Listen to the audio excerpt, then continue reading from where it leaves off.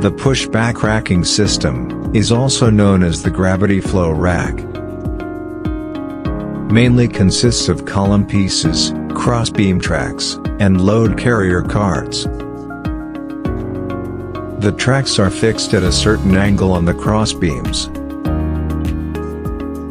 Utilizing the principle of combining tracks and load carrier carts, allowing for a first in, last out FIFO inventory management system.